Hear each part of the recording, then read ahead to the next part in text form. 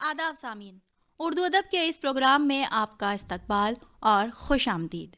जी हाँ, एक मुलाकात के सेक्शन में मैं हसीन बानो लेकर हाजिर हूँ एक नई शख्सियत को, क्योंकि वो नाम ऐसा है, वो इसमें ग्रामी ऐसा है जो कि बहुत मशहूर है सहाफ़त की दुनिया में। जी हाँ, आज हम बात करेंगे सहाफ़त की। मुआशरे की खिदमत में सहाफ़त की क्या अहमियत है, मुआशरे की खिदमत में सहाफ़त की क्या अहमियत है और उसमें एक सहाफ़ी का क्या रोल होता है, क्या अदाकारी होती है और किस तरह से वो मुआशरे को निखार सकता है। ये सब बातें आज आप सुनेंगे सामीन इस मुलाकात में। जी हाँ, शायरी के अलावा भी सहाफ़त वो हुनर है कलम का जो आपकी शख्सियत को, आपके हुनर को, आपके एहसास को, आपके जज्बात को, मुआशरे को, मुल्क को निखार सकता है, बशर्ते कि आप अपना काम ईमानदारी से करें। जी हाँ, क्योंकि ईमानदारी हर काम में बेहद ज़रूरी है। तो सामीन, आइए मुलाकात करते हैं आज की उस शख्सियत से जिसके नाम में ही इकबाल है। जी हाँ, इकबाल खान साहब एक ऐसा नाम सहाफ़त की दुनिया का जो अपने दौर में बहुत शोर मचाया हुआ था। जी हाँ, आप समझ गए होंगे। और जहाँ तक मैं बात करूँ पिंक सिटी की, तो हर शख्स जनाब इकबाल खान साहब से वाकिफ़ है। हर दिल अजीज़, सबसे जुदा सहाफ़त का हुनर रखने वाले और अपने हुनर के साथ इंसाफ करने वाले इकबाल खान साहब से आइए सामीन मुलाकात करते हैं और उन्हें कहते हैं आदाब। आदाब, तस्लीम, शुक्रिया। इकबाल खान साहब, आपका हमारे इस प्रोग्राम में बहुत बहुत इस्तकबाल है। शुक्रिया। इससे पहले कि हम अपनी सवालात का सफ़र शुरू करें, मैं आपसे ये जानना चाहूँगी कि आखिरकार सहाफ़त आपकी नज़र में है क्या? सहाफ़त किसे कहते हैं? देखिए, सहाफ़त जो है तरीके से एक आईना होता है। क्या आप कर रहे हैं उसको एज़ इट इज़ या उसको हूबहू आपका जो आपका काम है वो बोलता है सहाफ़त में। और जिस तरीके से सहाफ़त के लिए काम किया जाता है या सहाफ़त के लिए कदम उठाया जाता है, तो किसी शायर ने एक अच्छी बात कही है कि हमें जो है कदम, कलम और कसम, जी। ये बड़े सोच समझ के उठाना चाहिए, क्योंकि सहाफ़त कोई बहुत आसान चीज़ नहीं है जो कि आजकल समझ ली गई है। लेकिन जो चीज़ जैसे कि मैंने बताया कि आप जो हैं उसी को उसी तरीके से उसी शक्ल में पेश करना, वो सहाफ़त है। और इसके बीच में अगर आप में कुछ कमियां भी हैं जी। तो उसको बड़ी खूबसूरती के साथ उनको बयान करना, उनको बताना, उनको लोगों के सामने लाना, सहाफ़त का एक ये भी दूसरा काम है। और जिसे सहाफ़त किसे कहना चाहिए, सहाफ़त होती कैसी है, सहाफ़त है क्या चीज़, और सहाफ़त किसे कहते हैं, कैसी होनी चाहिए, आजकल जो हो रही है वो एक अलग चीज़ है, वो भी सहाफ़त ही है। लेकिन सहाफ़त जो पहले होती थी, जो अब हो रही है, उनमें बड़ा फ़र्क है। लेकिन सहाफ़त होता क्या है, सहाफ़त होती क्या है, ये मैं बता रहा हूँ एक शेर के ज़रिए कि जिन्होंने अपनी फूंकों से चिरागों को बुझाया हो, जिन्होंने अपनी फूंकों से चिरागों को बुझाया हो, खुदा के वास्ते उनको ना तू ज़िल्ले इलाही लिख। जिन्होंने अपनी फूंकों से चिरागों को बुझाया हो, खुदा के वास्ते उनको ना तू ज़िल्ले इलाही लिख। और कलम की आबरू रख ले कि चाहे हाथ कट जाएं, मगर जिसको बुरा लिखना है तो उसको बुरा ही लिख। तो ये है सहाफ़त कि जो जैसा है उसको एज़ इट इज़ उसके सामने रख देना उसको। जी। सही बात कही कि सहाफ़त एक आईना है उस ज़माने का, उस दौर का, उस मुआशरे का, उस मुल्क का, जो उस वक्त मौजूदा हालात को बयान करता है। तो आपने जब सहाफ़त शुरू करी तो किस तरह से आपके दिल में ये ख़याल आया, किस तरह से आपका सफ़र शुरू हुआ और कब ये हुआ? ये सब करीब 1979 की बात है। मैं एक्चुअली बिलोंग करता हूँ म्यूज़िक फैमिली से। म्यूज़िक फैमिली मतलब जो मौसीकी से ताल्लुक़ रखते हैं। हमारा पूरा ख़ानदान मौसीकी से ताल्लुक़ रखता है। मैं मेरे उस्ताद सईदुद्दीन डागर साहब के साथ उनके सामने मैं रियाज़ कर रहा था, सीखता था। मैं कैसे आया सहाफ़त में वो बता रहा हूँ आपको। जी, जी। तो मैं वहाँ तानपुरे पे रियाज़ करता था। उनके पास बहुत मशहूर सहाफ़ी पंडित श्री शेर गोपाल जी पुरोहित, वो ध्रुपद गान सुनने के बड़े शौकीन थे और वो ध्रुपद सुनने आते थे। और वो मुझे पता नहीं कब से मुझे वॉच करते थे, देखते थे कि मैं रियाज़ कर रहा हूँ, बड़े तन्मयता से उसमें लगा हुआ हूँ।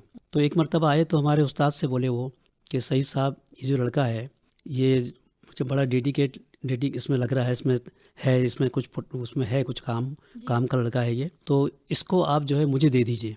यानी जिस तरीके से मांग के ले जाते हैं ना, जी, जी। तो उन्होंने आए और मेरे उस्ताद से कहा कि इस लड़के को मुझे दे दीजिए।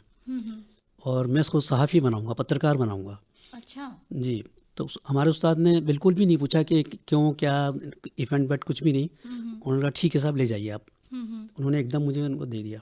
बोले कि मैं इसको वो इससे वो सहाफ़त में उसका वो जो रुख के ऊपर रोशनी डलवाऊँगा अखबार के ज़रिए, क्योंकि अच्छा वो ख़ुद बड़े अच्छे सहाफ़ी थे, बहुत अच्छे राइटर थे, बहुत अच्छे वो थे।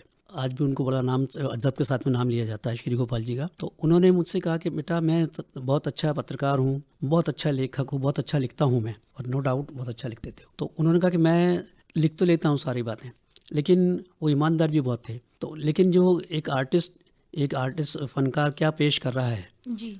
उसके फ़न में क्या कमी रह गई, उसको कहाँ क्या उसने गलती की है, तो मैं चाहता हूँ कि तुम उस पर रोशनी डालो। उस पे लिखने के लिए मैं तुम्हें एज ए क्रिटिक, यानी तनकीद निगार, इसको तनकीद निगार कहते हैं क्रिटिक को, कि मैं एज ए तनकीद निगार क्रिटिक आपको अपने साथ लेके जा रहा हूँ। जी। और उस वक्त एक ज़माने में इतवारी पत्रिका निकलती थी। जी। वो वीकली थी और उसको वो सिर्फ साहित्य लिटरेचर के लिए ही थी वो। तो उस लिटरेचर में वो उन्होंने मुझे लगाया और उन्होंने बताया कि ऐसा लिखा जाना चाहिए, जैसे ABCD लिखी जाती है, पढ़ी जाती है, इस तरह से उन्होंने मुझे शुरुआत क ख ग उसका अलिफ बे थे उसकी उन्होंने मुझे सिखाई। जी। इस तरह मैं उसमें आ सका फिर। बहुत अच्छी बात आपने इकबाल खान साहब कही। तो सहाफ़त का जो हुनर है वो सीखा जा सकता है? देखिए, सहाफ़त का हुनर जो है पहले तो नहीं सीखा जाता था, सेल्फ ही अपने आप ही जो है वो आदमी को उसमें आता, क्योंकि जो लोग पढ़े लिखे होते हैं, क्योंकि इसका पढ़ा लिखा तो हर चीज़ के काम में ज़रूरी है पढ़ना लिखना तो, लेकिन जो इस चीज़ से रिलेटेड हैं, जो इनसे ताल्लुक़ रखते हैं इन चीज़ों से, उनको ये पता रहता है कि कहाँ हमें किस चीज़ के ऊपर ज़्यादा लिखना है, किस चीज़ को ज़्यादा पॉइंट आउट करना है, या किसको ज़्यादा बताना है, या किसको कमी को कहाँ किस तरीके से उजागर करना है।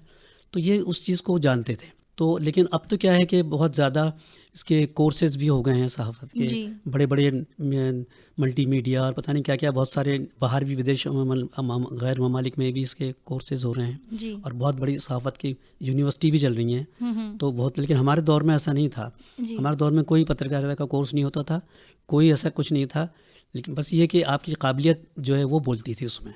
हाँ जी, तो काबिलियत जो है वो आपके एहसास और जज्बात से निकल कर आती थी। जी, आप ये कहना चाह रहे हैं। बहुत अच्छी बात आपने कही इकबाल खान साहब। सहाफ़त आपकी नज़र में क्या है ये आपने मुझे बताया, उसको सीखा भी जा सकता है क्योंकि आपने उसको सीखा, और उस दौर में सीखा जब सहाफ़त की दुनिया बहुत अलग थी। मैं इसमें एक बात और जोड़ना चाहूँगा कि अब सीखा वाली बातें है ना, उसमें जिस चीज़ की आप, क्योंकि अब तो सहाफ़त के अलग अलग सब्जेक्ट, अलग अलग मौजू हो गए, अलग अलग वो हो गए जी। पहले एक ही सहाफ़ी सारे काम देखते थे। अब क्या है कि अलग अलग, कोई पॉलिटिकल है सहाफ़ी, तो कोई अपने माशरे का है, कोई किसी चीज़ का है, कोई किसी चीज़ का है। उसमें आपकी महारत हासिल होना बहुत ज़रूरी है। आप जिस चीज़ में, सहाफ़त में जिस सब्जेक्ट में आप लिख रहे हैं, उसमें अगर आपको मालूमात नहीं है, उसके आप जानकार नहीं हैं, तो फिर आप इधर उधर की बातें, पतले गली की बातें लिख देंगे, लेकिन जो अच्छी, जो मतलब ख़ास बात है, उससे आप महरूम रह जाएंगे। इसलिए उसका आप मालूमात रखना बहुत ज़रूरी है उसके लिए। मतलब आप में इल्म का होना बहुत ज़रूरी है। जी। तालीम के साथ साथ इल्म भी ज़रूरी है। तो आपने जैसा कि अभी बताया कि आप मौसीकी से जुड़े हुए हैं और उसी पर आपने लिखना शुरू किया कि एज ए तनकीद निगार, तो उसके अलावा आपने और कौन कौन से मौज़ूआत हैं जिन पर लिखा? देखिए, मैं वैसे तो मेरा मेन सब्जेक्ट तो यही रहा है, मौसीकी जी, तनकीद निगारी, और मेरे ख्याल से 45 साल मैंने इस पर लिखा है, 45 साल से लिख रहा हूँ माशाअल्लाह। और हर जितने भी आर्टिस्ट हिंदुस्तान के हैं, करीब शायद ही कोई बचा होगा, सबके बारे में मैंने लिखा है, तनकीद किया है। ज़्यादातर तो मैंने इसी पे लिखा है, लेकिन बीच में मुझे एक ऐसा मौका मिला, हमारे ऑफिस के ज़रिए मेरा जब ट्रांसफ़र हुआ गंगानगर में, तो मैंने वहाँ खेती बाड़ी पर भी लिखा जी। मैंने वहाँ के जो दूसरे दीगर सब्जेक्ट्स है, बिज़नेस पर भी लिखा कि भाई ये किसका आजकल क्या बिज़नेस चल रहा है, किसकी क्या चीज़ है, इस पे लिखा। और कई सब्जेक्टों में मैं सिर्फ, लेकिन यहाँ जयपुर में लिख पर का है, गंगानगर में साढ़े तीन साल तक दूसरे सब्जेक्ट मौज़ूआत पर भी लिखी है मैंने। तो मौसीकी से अलग मौज़ूआत पर लिखना और मौसीकी पर लिखना, दोनों में दिक्कत, मुश्किलें आई? हाँ, मुश्किलें तो आई, क्योंकि आपको आप जिस चीज़ में महारत रखते हैं उसमें तो आपके लिए कोई दिक्कत ही नहीं है, लेकिन जिसको आपको मालूमात ही नहीं है कि बिज़नेस में क्या है और किस तरीके से क्या है, लेकिन वो हम क्या करते थे कि कभी बिना हमारे अगर नहीं आता था तो 200 लोगों से पूछ लेते थे, जी। क्योंकि पूछने से कोई बुरी बात नहीं है। आप किसी चीज़ को कोई गलत लिखें, उससे अच्छा ये है कि आप उसको सही लिखें और किसी से मालूमात करके लिखें, तो वो ज़्यादा ठीक रहता है। मतलब सीखने की ललक सामीन हमेशा रखनी चाहिए। जी जी जी। और सीखने की कोई उम्र भी नहीं होती, जैसा कि इकबाल खान साहब ने कहा कि वो 45 साल से लिख रहे हैं। तो इकबाल खान साहब, क्या इस उम्र में भी आके आप में वो जज्बा है कि आप सहाफ़त करना चाहें? मैं कर रहा हूँ साहब। मैंने जी। अभी दूसरी पारी शुरू की। मेरा एक कॉलम आता था करीब 30-35 साल पहले, राग रंग के नाम से। जी। उसमें तनकीद निगारी होती थी और लोग उसको बड़े शौक से पढ़ते थे, आर्ट फील्ड के लोग। यहाँ तक कि सुबह उठते उसका इंतज़ार होता था और बहुत मशहूर मकबूल हो गया था जी। वो आर्टिकल।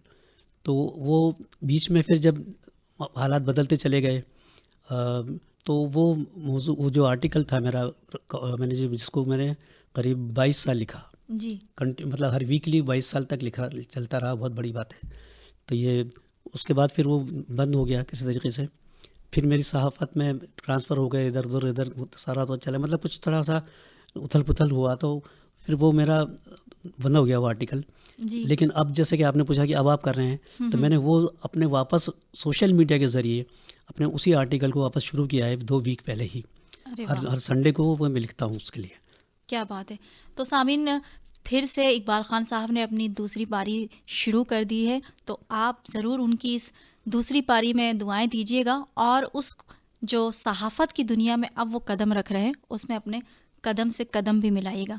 इकबाल खान साहब, मैं आपसे एक बात और पूछना चाहूँगी कि जी जब कोई सहाफ़ी सहाफ़त करता है जी तो बहुत सारी मुश्किलें आती हैं, जी। कुछ लिखने में आती हैं, कुछ कहने में आती हैं, तनकीद करने में आती हैं बहुत ज़्यादा। तो वो आपके साथ भी पेश आई होंगी, तो उनका सामना आपने किस तरह से किया?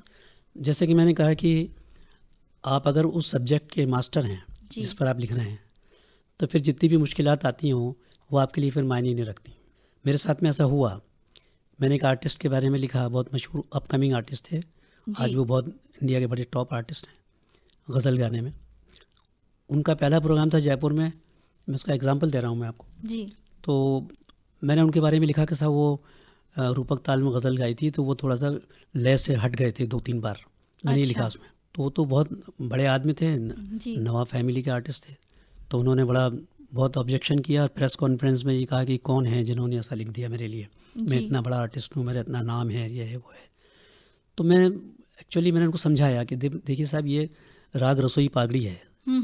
ये जो लिटरेचर जो है, साहित्य जो है, संगीत जो है, ये एक तरीके से जैसे खाना बनाते हैं, कभी अच्छा बनता है, कभी नमक कम डल जाता है, कभी ज़्यादा हो जाता है। तो जी। जैसे कि आपने गाया है, तो मैंने कहा हो सकता है कहीं कोई कमी रह गई होगी, तो आप उसको एक्सेप्ट कर लीजिए, उसको मंजूर कर लीजिए। सही बात है। तो उन्होंने कहा नहीं, मैंने आपसे आपने कैसे लिख दिया, आप क्या जानते हैं। वो एक्चुअली ये देखना चाहते थे कि मैं क्या जानता हूँ। जी। मैंने जब लिखा उनके लिए, बोले आप क्या जानते हैं जो आपने लिख दिया ऐसे मेरे लिए। तो फिर वो जब उनको मैंने बहुत समझाया, नहीं माने, तो फिर मैंने कहा कि अच्छा ठीक है, आप अपने अकम्पनिस्ट को बुलाइए, संगतकारों को, जी। साजिंदों को बुलाइए, मैं आपको गा के बताता हूँ कि किस तरीके से आपने कहाँ क्या गलती की थी क्या बात है। और कहाँ किस तरीके से आपने रूपक में वहाँ कहाँ बेताले हुए थे।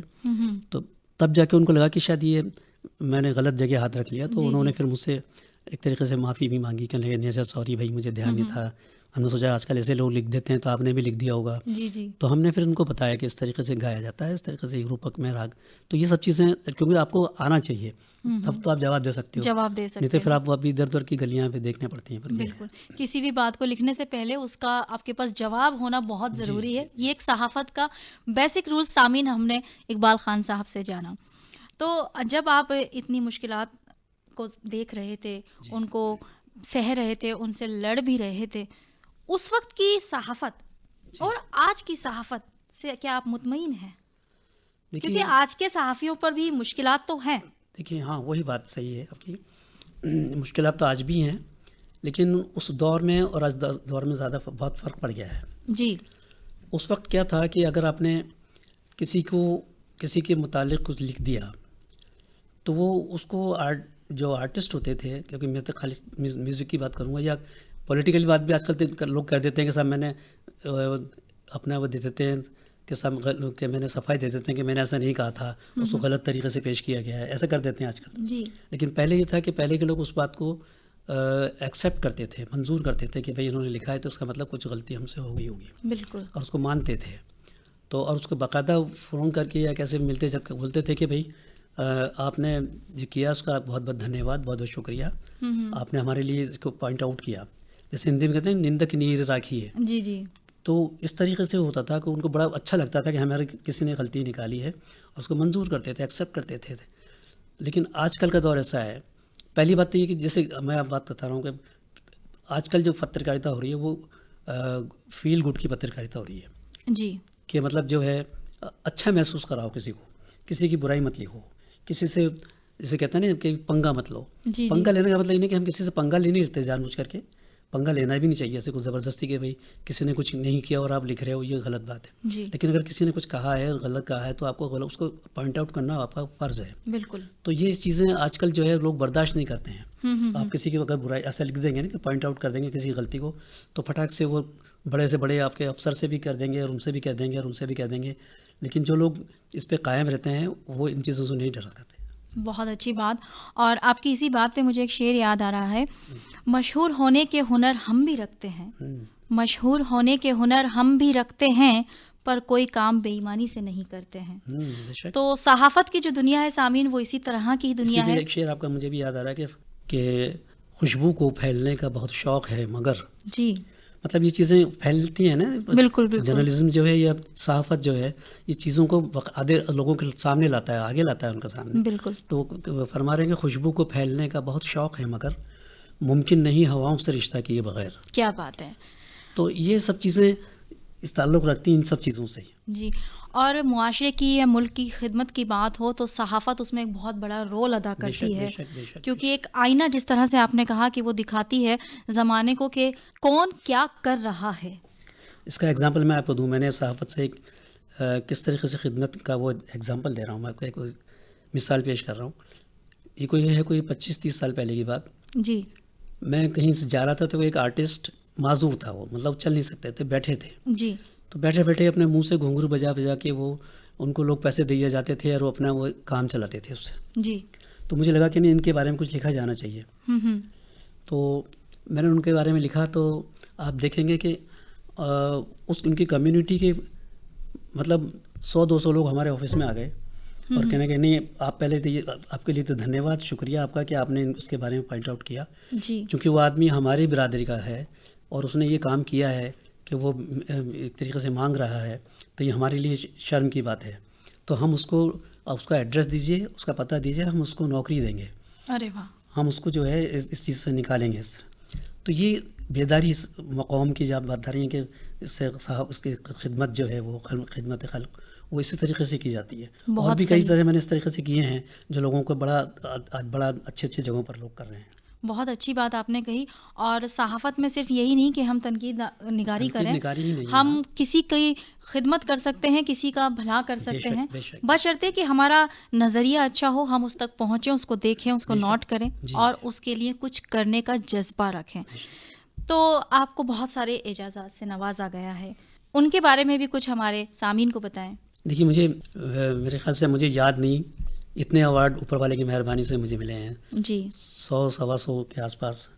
और पहले अच्छा सबसे बड़ी बात ये थी कि पहले जब वो आज के 40-45 साल पहले जो भी इदारे, संस्थाएं, जब इंस्टीट्यूशंस अवार्ड शुरू करते थे तो पहला अवार्ड मुझे ही मिलता था। अरे वाह। जैसे राजस्थान गौरव अवार्ड हुआ या कोई और अवार्ड हुए, सबसे पहले मुझे ही मिलते थे वो अवार्ड जी। इतने अवार्ड मिले। और सबसे अच्छी बात ये कि अवार्ड मिलते रहे, सब चलते चले गए, काम होता चला गया। लेकिन मुझे उर्दू सहाफ़त में जो अवार्ड मिला गवर्नमेंट ऑफ राजस्थान की तरफ से, ये भी बात है 20 साल पहले की, करीब 20 साल से ज़्यादा की। जी, बहुत बड़ी बात है। वैसे खूब अवार्ड मिले हैं, पता नहीं कितने अवार्ड मिले हैं, कभी किसका कभी मुझे ख़ुद को भी याद नहीं कि इतने सारे अवार्ड। जी। और कहते हैं ना सामीन कि हुनर तो सब में होता है, फ़र्क सिर्फ इतना आता है किसी का छिप जाता है और किसी का छप जाता है। जी हाँ सामीन, हम बात कर रहे हैं मुआशरे की खिदमत में सहाफ़त की अहमियत मौजू पर जनाब इकबाल ख़ान साहब से। और इस मुलाकात के आखिरी पहलू में मैं इकबाल ख़ान साहब आपसे सिर्फ यही पूछना चाहूँगी, या कहिए कि मैं सामीन तक आपकी ये बात पहुँचाना चाहूँगी कि जो लोग इस वक्त सहाफ़त कर रहे हैं जी, वो किस तरह से उन्हें करनी चाहिए और क्या मौजू उनको ज़्यादा अपने दिमाग में रखने चाहिए जिससे कि उनकी सहाफ़त में निखार आए, उनकी शख्सियत बाहर आए? जी जी, एक्चुअली वैसे तो बहुत सारे मौज़ूआत हैं, लेकिन करंट टॉपिक जिसे कहते हैं, हमें उनको ज़्यादा पॉइंट आउट करना चाहिए, उनको ज़्यादा उसके ऊपर फोकस करना चाहिए। जी। क्योंकि आज के माशरे की ज़रूरत है वो। आज के माशरे में जितनी भी बुराइयां हैं, मसलन ज़्यादातर सबसे ज़्यादा बुराई मैं जिसे मान रहा हूँ, ऐसे तो बहुत हैं, जी। लेकिन जो नशाखोरी है, जी। इस पे ऐसे ऐसे मज़ामीन आने चाहिए, लोगों को लगे कि या जो युवा पीढ़ी नई नस्ल है, जी। वो इसमें इतनी ज़्यादा गिरफ़्तार हो चुकी है नशे में, कि उसे वो अपना होश नहीं है कि आगे उसके साथ में क्या होगा। तो और उससे वो बीमार भी होते हैं, सब कुछ होता है, उनके साथ परेशानी भी आती है, लेकिन वो उसको छोड़ते नहीं हैं। तो हमें इस तरीके के मज़ामीन लिखे जाने चाहिए जिससे उनको उनका, जैसे कहने कि हिंदी में कहते हैं, हृदय परिवर्तन हो, जी। जी। जी। ताकि उनका लगे कि हम क्या करने जा रहे हैं। अगर वो समझ जाएं इससे, तो इससे अच्छी बड़ी बात और क्या हो सकती है सहाफ़त में। बहुत अच्छी बात आपने कही। और सामीन, मैं इकबाल ख़ान साहब के लिए बस यही कहूँगी कि मुझ में हुनर कुछ ख़ास नहीं, सादगी के सिवा कुछ मेरे पास नहीं। जी हाँ, बहुत सादगी से अपने सभी सवालात के मेरे जवाब देते हुए इकबाल ख़ान साहब ने इतनी अच्छी बातें सामीन आप तक पहुँचाई हैं कि सहाफ़त की दुनिया को आपने एक अपने नज़रिए से भी देखा और इकबाल ख़ान साहब की नज़रिए से भी देखा। इकबाल ख़ान साहब ने सहाफ़त की जो रंग आपको बताए, उसमें कहा कि इल्म और ऐसे मज़ामीन हों जिन पर कि लिखा जाए तो मुआशरा भी बदल सकता है, मुल्क भी बदल सकता है, जिसे कहते हैं ना, रोशनी का आगाज़ हो सकता है। तो इस रोशनी के आगाज़ के लिए सहाफ़त एक बहुत अच्छी बात है, एक बहुत अच्छा हुनर है, बशर्ते कि आप इसे अपनी ईमानदारी से निभाएं। पहले ये हुनर ही था, अब जो है ये थोड़ा सा कमर्शलाइज हो गया है, क्योंकि अब एक्चुअली पहले लोगों को एक हुनर की माशरे की फ़िक्र रहती थी। अब लोगों को अपने माशरे के साथ साथ अपने पेट की भी फ़िक्र रहती है। तो जाहिर है कि उनके लिए ये बहुत ज़रूरी चीज़ें हैं, वो दोनों चीज़ें बहुत ज़रूरी हैं, पेट भी और माशरा भी। तो दोनों तरीक़े को इसके बीच की तरह से बड़ी कड़ी निकाल करके ऐसी सहाफ़त होनी चाहिए जो माशरे को एक नया रास्ता दिखाए और एक नई रोशनी लोगों के सामने आए। जी, बहुत अच्छी बात। तो सामीन, आज की इस मुलाकात में अब हम इकबाल ख़ान साहब का शुक्रिया अदा करते हैं और उन्हें बहुत सारी दुआएं, सेहत की और नई पारी की ज़रा नवाज़। दुआओं से उनको कहते हैं खुदा हाफ़िज़।